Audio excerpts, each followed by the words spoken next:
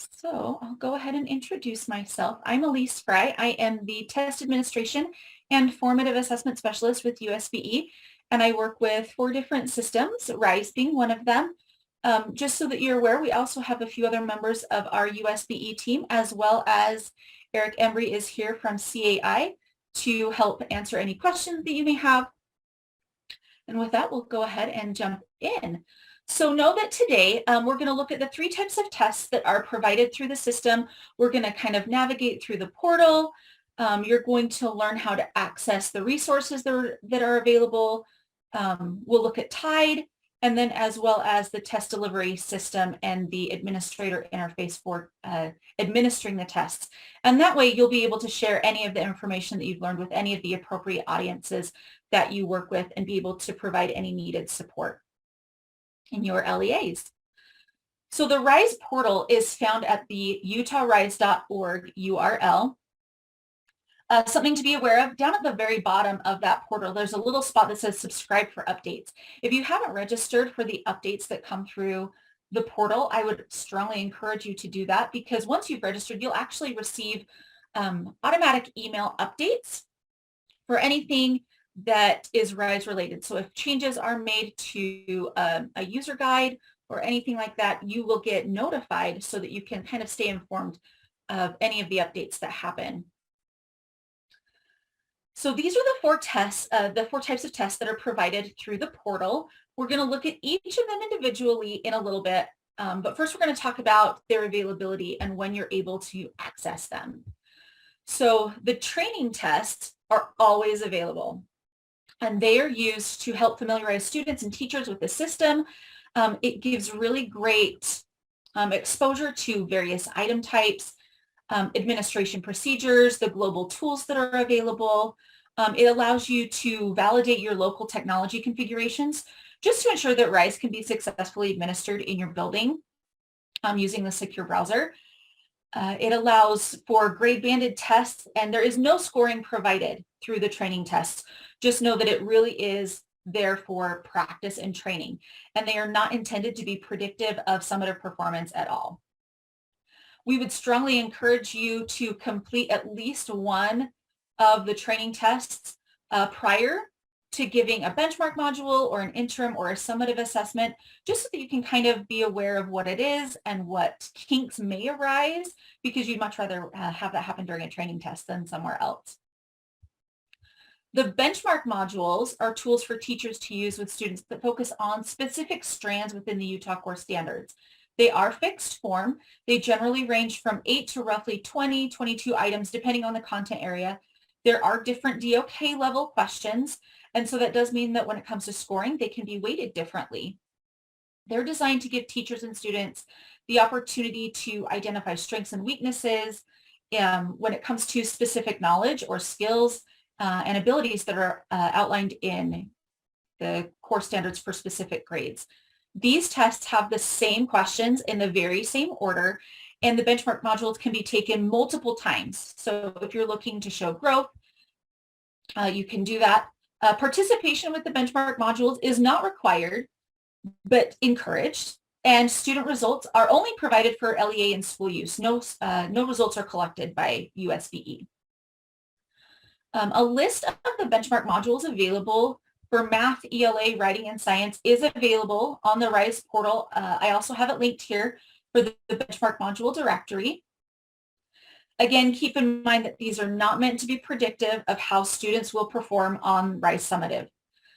Some of these benchmark modules are also permitted to be administered remotely using the secure browser. For a list of these, you can see the benchmark module directory as well. There will be little asterisks next to the ones that are permitted to be administered remotely.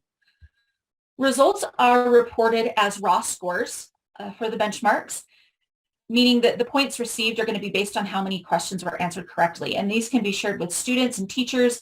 You can review them at a classroom level or in a whole class setting, but considerations will need to be made to protect student PII. If you need help or guidance with how to do that, it is outlined in the TAM. You can also contact me, and I'm happy to help you with that. Also know that we would still like to maintain the security of the items that are in this bank.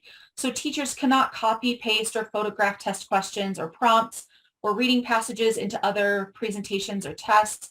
Also, they shouldn't be recording themselves, sharing those student responses. Again, though, more information regarding that can be found in the benchmark TAM section. For the interim tests, these are also optional. Participation is determined locally. It is not required by USBE. Student results are provided for LEA and school use. And students can participate in one grade level interim per subject in the fall, and then one again in the winter. The interim assessments are adaptive, meaning that different questions are given to students based on previously answered questions. And the results of the interim assessments can be predictive of summative performance. As a heads up, it's not recommended that schools administer both benchmark modules and interim assessments because they share the same item bank, but both are available. Interim assessments are also permitted to be administered remotely using the secure browser, and more information regarding remote administration can be found in the TAM.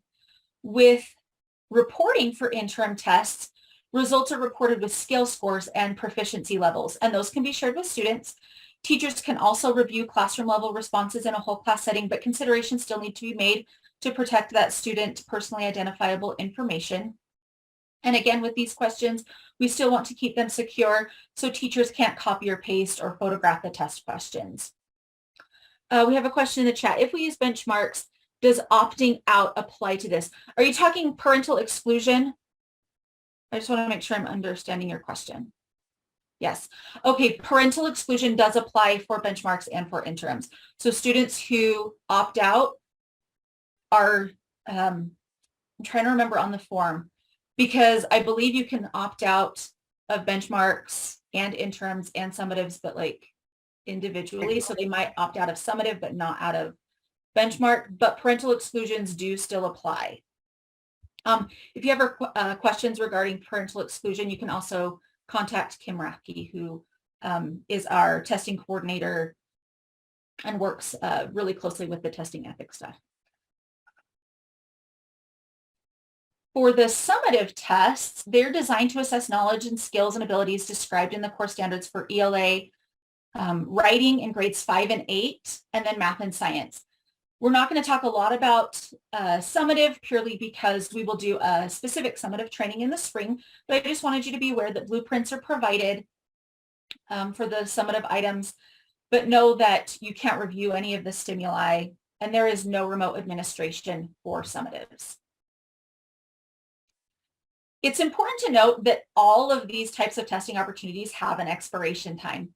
So if the testing opportunity isn't completed within the allotted time frame, it is going to expire, meaning that students will no longer have access to make any changes to that testing opportunity. So if a test expires and the student needs to access it again, you will need to file a test request appeal. And as ADs, it's your responsibility to approve or deny those test appeal requests that come through. And more information is provided on that in the TIDE user guide. Oh, thank you, Teresa. She says in the chat that on the opt-out form, it has opt-out options for summative and interim separately. So the training tests are provided on the portal, and they do not require RISE login credentials. So if you haven't taken a training test, I would recommend taking some time following this training and use the guest user access if you haven't taken one before. The guest login is really simple. You just select training tests from the option without a proctor and sign in. This is great for parents who want to possibly see what the training test portal is like as well. For the secure browser training tests, these are far more useful when prepping for test administration because you use the RISE login credentials and it better mirrors the RISE summative process.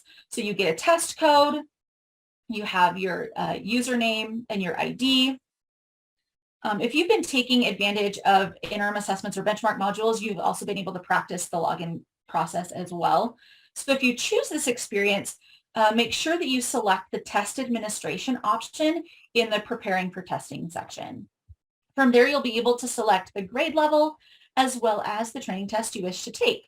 As a friendly reminder, the training tests are grade banded. So that means that the content is not single grade specific. So it's important to help students and teachers understand that content mastery is not the purpose of the training tests. The training test is to be more familiar with the system itself, as well as the tools that are provided. So the training tests are used to verify accommodations and can be a way to ensure that resources are applied and work correctly prior to taking a benchmark module or an interim assessment. So once accommodations have been assigned and tied to individual students' accounts, students should be able to sign in with their usernames and their SSIDs for practice and review. And then also there are scoring assertions that are provided to give feedback on student responses with scoring criteria, specifically for science. The secure browser is required for administering summative assessments. The instructions for installation are in the technology resources link that's found under resources section of the RISE portal. The RISE secure browser needs to be installed on any device that is going to be used for testing prior to students taking a test with the secure browser. So make sure you refer to the supported browsers before updating any system. If you end up with any issues with the secure browser on a device, you'll need to reach out to your technology specialist. There are troubleshooting guides for various operating systems within the technology resources that are provided on the portal as well. Do we have any questions that would relate to RISE availability, the training tests, or the secure browser?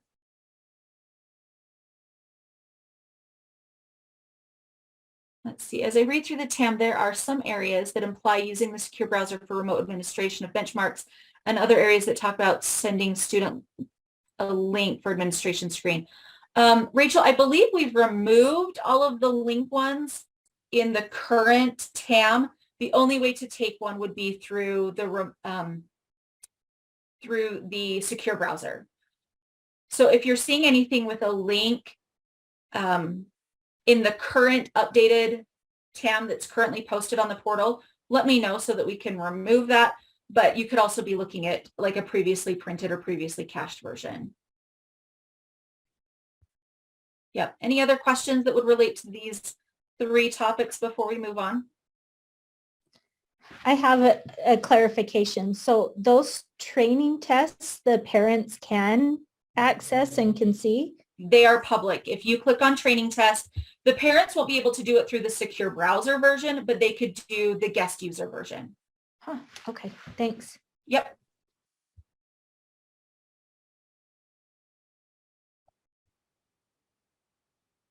So on the portal, on the left-hand side, you'll notice there are these 5 tabs or menu options. And this is just a quick overview of what each of the separate sections provides on the RISE portal. You'll see there are 5 different tabs to choose from, and then along with kind of an abbreviated version of what you'll find or be able to do in each of those sections. We're going to start today with resources. The resources tab houses the tech resources that I previously mentioned, as well as other helpful guides like the TIDE user guide, the TAM, as well as the RISE reporting guide. To find these, you just select the user guide folder under Browse. There are lots of other available resources that you can browse through, like the benchmark module directory. There are writing rubrics, the blueprints. We're going to focus on the available user guide specifically because it's really those are really the bread and butter for test administration.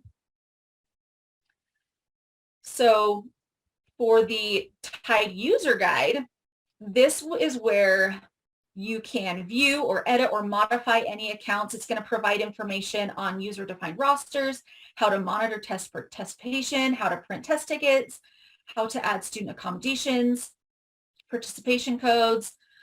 It's also going to provide the test expiration timeline that we talked about a little bit.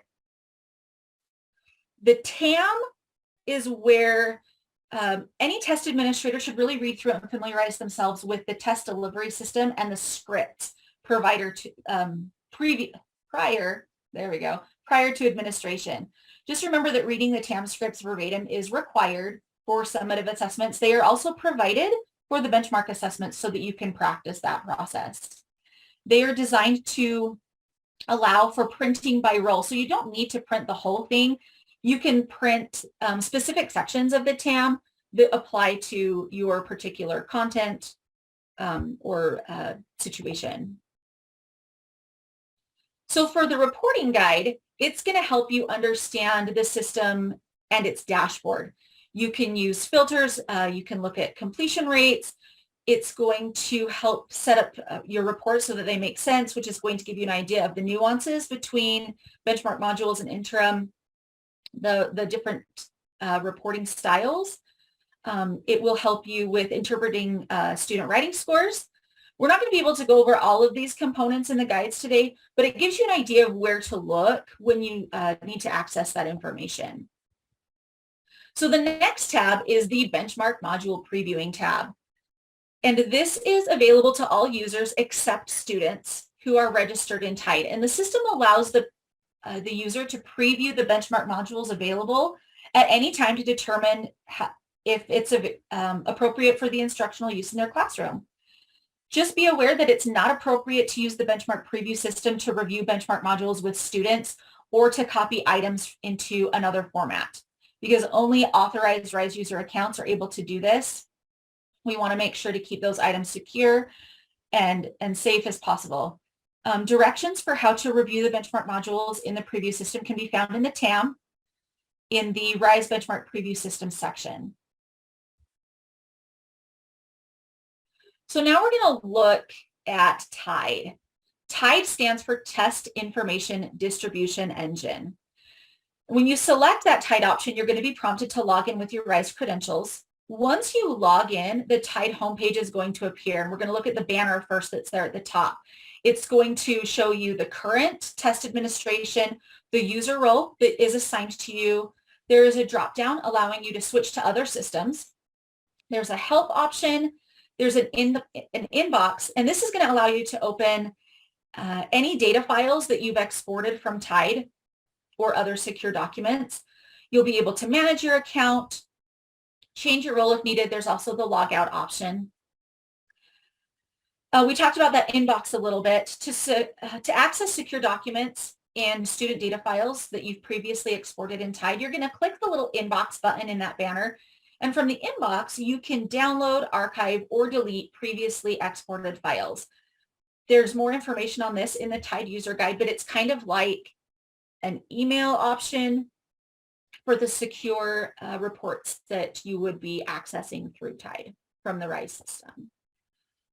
The TIDE homepage reflects the stages of the testing process. So you'll notice on the left, there's the kind of goldish orange color.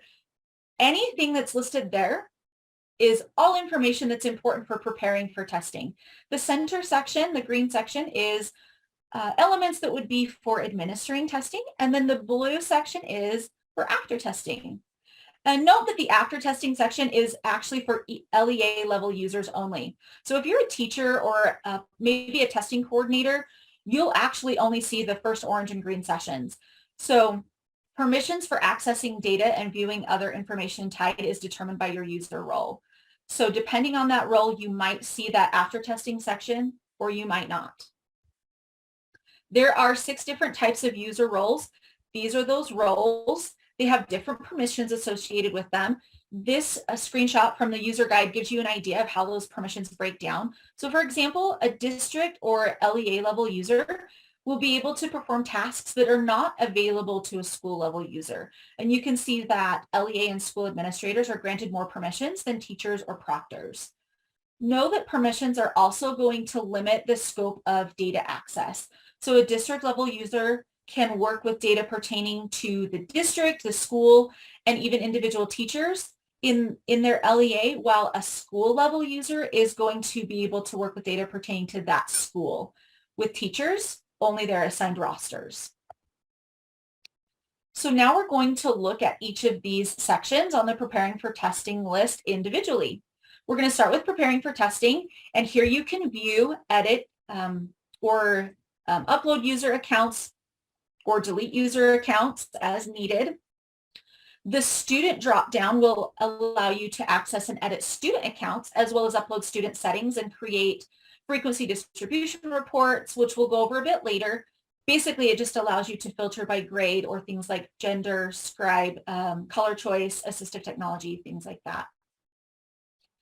When accessing student information, the results can be exported to your secure inbox that we talked about earlier, and this allows for larger result tables that can also be exported to Excel files or CSV files. This is a demo student record that gives you an idea of what an individual student record might look like. So the student information used to search is displayed at the top, and while the student participation is displayed at the bottom. You can view individual settings by clicking the edit pencil icon that's there on the left that I've highlighted with the red box. Clicking that icon allows you to see assessments and benchmark modules that the student has already participated in, if there are any parental exclusions associated with the student, as well as view student test settings or other accommodations. When it comes to accommodations, I know this is kind of small print here, but once you click on that pencil icon, this is where there's a series of drop-down menus and toggle switches to be able to make changes to assistance tools or presentation modifications like Braille, ASL, print on request, any other accommodations that might be outlined in a student's IEP or 504 documents. This report, the frequency distribution report, is available for LEAs or school levels and can be displayed in like a grid, like tabular format. It can be in a graphical format or listed as both. So now onto your teacher rosters. The rosters tab allows you to search for pre-existing rosters. You can create or edit or delete any user-defined rosters and view system-defined rosters. The system-defined rosters are the ones that are created automatically when your school's SIS system syncs with Utrex. And so we sometimes get questions why someone would want a user-defined roster. Well, this could be for if a teacher who works with students receiving special ed services, that teacher may want to create a roster with students who are on a system-defined roster with another teacher, not necessarily assigned to the special ed teacher. So sometimes this can also be helpful in a co-teaching situation as well. Remember that system-defined rosters cannot be edited. Those are loaded through our Utrex sync. So if you are experiencing any rostering issues, you can reach out to our data specialist over Utrex, Maureen Rushing, and then we're going to go over the detailed steps for creating user-defined rosters in the next session of the training. So if that's something that interests you, make sure that you pay attention to that little section in the next session. The last drop-down option we're going to look at under preparing for testing is the view and edit participation codes drop-down. So as a heads up, we're going to look at test windows and forms in more detail during the second session of the training. But for participation codes, they are used specifically for summative tests, but are also important for benchmarks or interims here if the parent chooses that.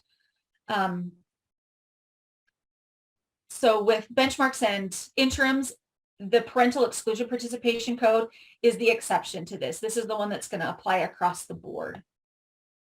To enter participation code for a student, you're going to search for the student using the filters that are available. You'll click the search option, and then the search results table is going to display the students who match any of the search criteria that you entered. The participation code column lists any assigned participation codes. You're going to select the little edit pencil for the student whose participation code you want to update, and then the edit non-participation page is going to appear. And then you can use the drop-down menus that are available for entering the codes for each test that the student is eligible to take based on what is filled out on that parental exclusion form. Okay, so to access the codes, again, you'll select from the drop-down menu. In the preparing for testing section, you'll use those drop-down menus available and just update them as needed. So where it says no participation code, if you just click on that, it's going to allow you to select the ones that are available. Are there questions regarding RISE resources, rostering, accommodations, or participation codes before we move on? So, Elise, I have a quick question. So yeah. being new to this and not ever entering stuff like that, is that something that we go in and alter? That's just a report. Is that what I'm understanding? For the accommodations? No, for the participation codes, that's something. Oh, participation codes. So participation codes are available for LEA level users, school administrator level users. Eric, can you help me out? Are teachers allowed? Are they given that? I can't remember just off the top of my head. I don't believe teachers. I believe. Let me. I can check really quick. Give me Okay. one. I'm remembering that teachers know. So this is something that the administrators are adding based on what their Correct. school population is. Yes. Okay. And then I can see in the chat, someone's put, who is responsible for inputting accommodations? That's a great question because accommodations are another one that only specific level user roles are given. And it will also depend on how your LEA chooses to do it, because larger districts are going to have that responsibility possibly at a school level rather than at a district or LEA level, but at charter school that might be different. And Eric might be able to help. This is Tracy Gooley, by the way. So I'm the special education assessment specialist. So I help oversee accessibility and accommodations. Eric, is it the system set up where teachers could enter accommodations if needed to in TIDE for settings? So I'm looking right now. So teachers can input participation codes. They do have that ability. Okay. For accommodations, I believe they could also set certain accommodations. I believe some are state only. So Eric took that right out of me. So there are a few accommodations that have to be requested through the state office, which would be myself, to have those set. And you can find that information. It should be outlined in the TAM, as well as the Utah Participation and Accommodation Policy. But And basically, spoiler alert, we're going to do it in the next training too. Oh, okay. We'll go into more detail. Yeah, but so basically what it is any sort of assistive technology that a student needs, scribe requests. I'm trying to think what else needs. So it's outlined in there, and we have made changes this year where if you have any of those requests that need to happen for scribe or assistive technology, you'll submit those requests within the TIDE system. And I think hopefully at least that's what she's covering a little bit more in detail. Yeah. So that is a change. You can always reach out to me if need be. Now, remember, you only set the accommodated participation code for students that are using an accommodation that is outlined as an accommodation for the RISE test. So you will see in the TAM, you'll see a list of those sort of universal tools that any student can have, and then you'll see very specifically what is considered accommodations. So it's really large print, braille, scribe, assistive technology, if a student's using manipulatives, and sign language. There's only 6, so it's if we're changing any sort of format. Everything else is considered standard administration, even if it says accommodated on the IEP. So I hope that makes sense.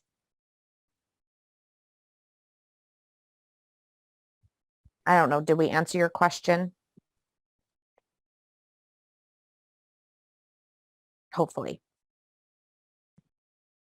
Okay. Thank you for addressing that. Perfect.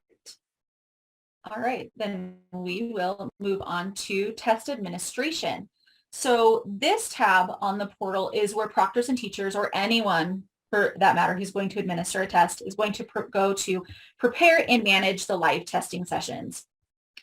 So step 1, if you have elected to use testing tickets, there's a few places you can access them. However, the easiest is the print test tickets option that's in the green administering test section. It's the easiest place, and accessing the test tickets from other locations just requires a few more steps. So we're just going to focus today on the quickest and easiest way. So after you select the print test tickets dropdown, you'll select the print from roster list, where you'll be prompted to use the dropdown menus for roster type, teacher name, and that will then create the list. And from there, you'll just select the sections you wish to print the test tickets for, and then the printer icon will become available on your screen. You just print them out. The remaining dropdowns under the administering test menu, as well as the after testing menu, become more important again when we get to the summative section. So we're going to look more closely at those menu options during the summative test training that will happen in the spring. So for test administration, as a reminder, the TAM is located in the resources section, but to open a testing session, you will click on the test administration system option. And these are the same 6 steps for any RISE test. So it doesn't matter if it is a benchmark module or a summative test, the steps are the very same. 2 proctors are best for test security. They do not need to be certified teachers, but they do need to have gone through the appropriate testing ethics training. And then the next step after printing your testing tickets for administering any test is to create the testing session. This should be done fewer than 20 minutes prior to starting the test in order to prevent the system from timing out. It's kind of like the danger zone there, okay? You have like a 20-minute window for students to be getting logged in. So the list of students in the session is going to generate automatically when the students log into the session. When you first log in to the test administration interface, you're going to select a test type from the test selection window that's going to automatically appear where you create your sessions. We're going to go into more detail with how to open and manage the sessions in the second portion of the training. But this table kind of presents some of the common issues that you may see with students during a testing session. For more detail or information, other additional tech tips, you're going to be able to find that in the test administration manual as well as the technical specifications manual for online testing. One of the proctors need to be a Utah licensed teacher? So the original proctor, that's a great question. I feel like one of them needs to be a licensed teacher, but that your second person does not. But Janelle, I would need to clarify with Kim just to be safe. So I will get back to you on that one. You can send me an email with that request so that I can be sure to address it. When the student opens the secure browser, this is what this looks like from the student side. So this is like the student interface. You'll notice that the student will need to type in their first name as well as the SSID and the session before being able to log in. Students are going to need to use the secure browser to log in, and then it's designed to ensure test security by prohibiting students from accessing any other programs or websites during testing. So all other applications should be closed prior to opening the secure browser. Your school's technology coordinator is responsible for ensuring that the secure browser has been correctly installed on all devices. If you have questions about installation, make sure that you contact your technology coordinator for your LE or for your school. So to log into that online testing system, students are going to log in, and then they're going to hit the little sign in button, okay? And a heads up with the session ID, the test session ID is generated when the test administrator creates the testing session. It needs to be given to students so that they're able to log in. Again, the session ID shouldn't be generated more than 20 minutes before, so that it allows for the time frame for students to get logged in. If students are having difficulty logging in, this is just kind of a spreadsheet of the most common login errors. The most common errors actually occur when a student's first name or SSID don't match what's maybe in a system, or possibly they entered a space after their first name or spaces maybe within the SSID. So those are a couple of troubleshooting things to just look at. Another common error is when students enter an incorrect session ID. So if a student receives the message that the session is not available for testing, you just want to verify that the session ID that was entered correctly was done with like no extra spaces or characters, things like that. And then if you are administering the training test, you'll want to make sure that the test administrator and the student each use the appropriate training test site, because the student could log into the guest site rather than the secure site that the teacher may have had open for that training test.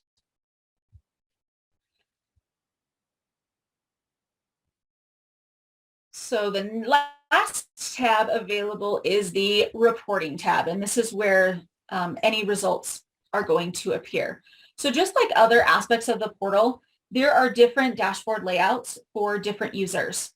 So when you log into the reporting system, the first thing you're going to see is the dashboard where you can view assessment results as well as any assessments listed by the actual content. So teachers can also view lists of their students. A typical assessment group is going to be comprised of a single assessment type and a single subject, and all of the grades that are available on the standard dashboard. So just note that the filters that are there on the screen are available for you to use. Just note that sometimes they will default back to maybe the last one that you looked at. So if you're not seeing the information that you went into the reporting to look at, just double check your filters to ensure that you're looking at the information that you wanted to look at. This slide is also going to show that filter panel that's there on the left of the tables that you can expand. And then when you go to view your school results, you can use the arrows across the top to sort by student count or completion rate or scale score, those little drop-down menus. And then you'll notice there's also the option to view the performance by roster. So by a roster that's been assigned to a teacher, or performance by individual students. Are there questions, or do we need clarification on any testing tickets, administration clarification, the student interface login, or reporting? Again, we're going to go into more detail with reporting and things like that also in the next one.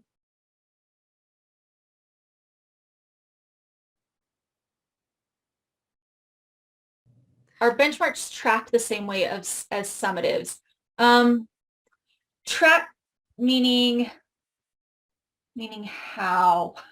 So you're provided with the reports for benchmarks, but the state doesn't collect those, if that's what you mean. Like the state doesn't collect or use benchmark data or interim data in any way. Does that help? Okay, perfect. So testing tickets are a little paper that has the student first, I think it actually has their first and last name on it, but they only need their first name to log in. It also has the SSID that is required to log in. And so it just provides that testing information in case the student doesn't know it just right off the top of their head. Who do I contact if students are not able to log in after troubleshooting the problem? You are welcome. Actually, I'll go ahead and skip to this slide right here. So the RISE Help Desk is available through email as well as phone. There's their office hours. You can also contact me and I can see if I can troubleshoot things from my end. But this gives you an idea of like a one-stop shop of how to contact or who to contact if there's a problem. Does that help, Janelle?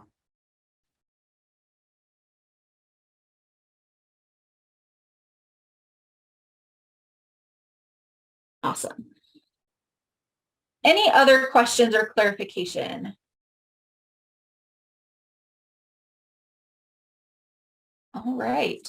We have about 15 minutes before the next training will begin that's more comprehensive.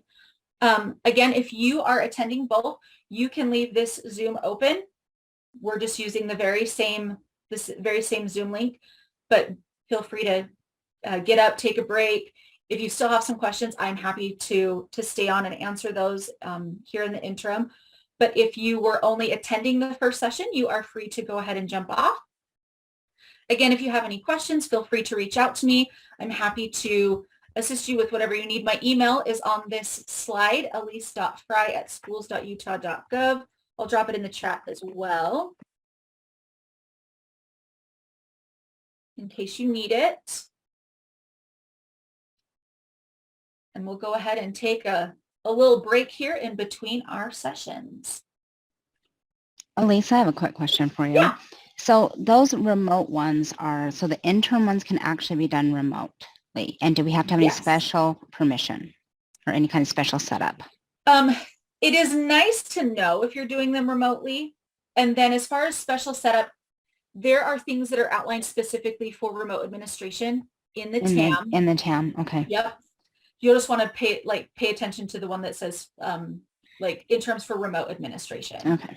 Yeah, because I know there would probably be a school in our district that might want to do that. So I wanted to make sure that I knew how to guide them and direct them on what to do. Yeah, no problem. Thank you. Yep.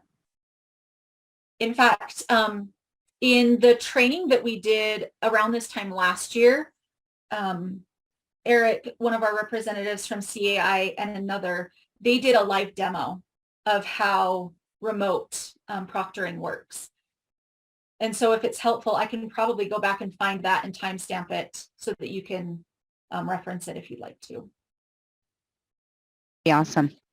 Yeah, just shoot me an email to remind me to do so. No, I got you there. I'll do that. Thanks. Yep.